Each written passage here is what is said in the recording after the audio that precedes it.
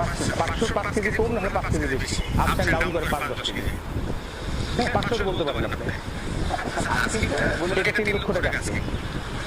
চা দাম 3 লক্ষ টাকা। হ্যাঁ অবশ্যই দরদামের সুযোগ রয়েছে।